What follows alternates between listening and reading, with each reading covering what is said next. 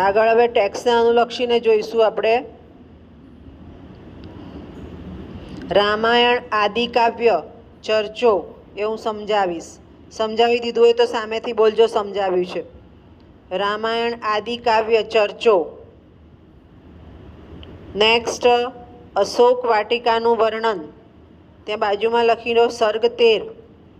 અશોક વાટિકાનું વર્ણન સર્ગ 13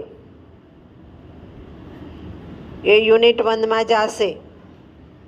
હનુમાન અને સીતાનું પ્રથમ દર્શન. હનુમાન અને સીતાનું પ્રથમ દર્શન એ મેં સમજાવી દીધું. અદમ્ય યાત્રા છે ને એ. હને જોડે જોડે સમજતા જજો કયો સવાલ થઈ ગયો છે. નેક્સ્ટ સીતાની રાવણને સમજાવટ. સીતાની રાવણને સમજાવટ સર્ગ 19 યુનિટ 2 માં કે 1 માં જાય છે. નેક્સ્ટ સીતાનો રાવણને પ્રતિભાવ. સીતાનો આ પણ સવાલ બીજો છે, હું જોઈ દઉં, રહેવા દઉં, હું જોઈ દઉં છું. સર્ગ 19 બરાબર નથી લખ્યું, સર્ગ 20 જોઈ દઉં છું હમણાં.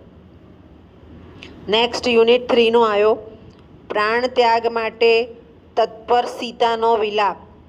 પ્રાણ ત્યાગ માટે તત્પર સીતાનો વિલાપ સર્ગ 26. સર્ગ 26 રામાયણની કાવ્ય શૈલી.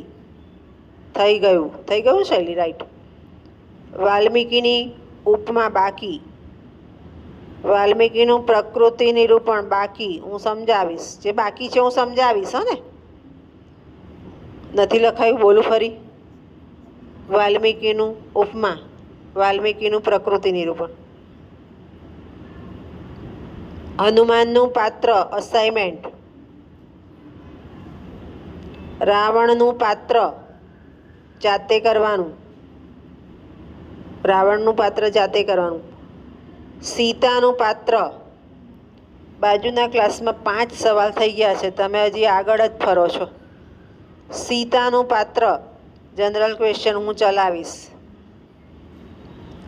રામાયણકાલીન સમાજ જીવન જનરલ ક્વેશ્ચન હું સમજાવીશ. રામાયણકાલીન સમાજ જીવન હું સમજાવીશ. સુંદરકાંડ શીર્ષક થઈ ગયું નામકરણ.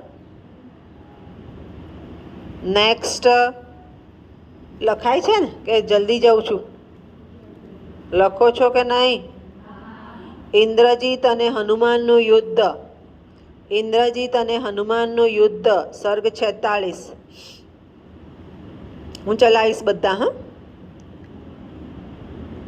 નેક્સ્ટ રાવણની સભામાં હનુમાનનું આત્મનિવેદન સર્ગ 48. આત્મનિવેદન પોતે બોલે છે. નેક્સ્ટ હનુમાને રાવણ સમક્ષ કરેલું રામના પ્રભાવનું વર્ણન. હનુમાને રાવણ સમક્ષ કરેલું રામના પ્રભાવનું વર્ણન સર્ગ 49. રામના પ્રભાવનું વર્ણન 49મો સર્ગ. વિભીષણે બતાવેલું દૂતવધનું અનૌચિત્ય. દૂતનો વધ ન થઈ શકે એમ, દૂતવધનું અનૌચિત્ય. વિભીષણે બતાવેલું દૂતવધનું અનૌચિત્ય સર્ગ 50. સર્ગ 51 રાક્ષસોએ હનુમાનના પૂંછડાને લગાવેલી આગ. એ તમારે જાતે કરવાનું, આવડે એ તો.